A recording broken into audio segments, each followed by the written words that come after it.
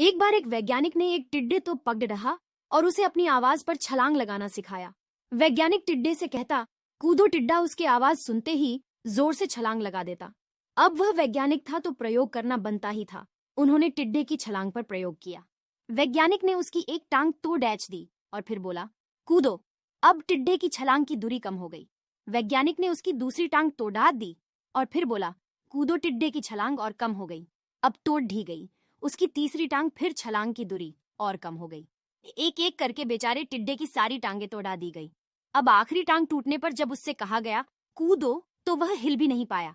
अब वैज्ञानिक ने अपना निष्कर्ष अपनी डायरी में लिखा। जानते हो उसने क्या लिखा? जब टिड्डे की एक टांग तोड़ी गई तो वह थोड़ा बहरा हो गया। जब उसकी दूसरी टांग तोड़ी गई तो वो और बहरा हो गया। हर टांग टूटने के साथ वो और बहरा होता गया और सारी टांग टूटने के बाद वह बिल्कुल बहरा हो गया। अब जोर जोर से चिल्लाने का भी उस पर कोई असर नहीं हुआ। वो तो अपनी जगह से हिला तक नहीं।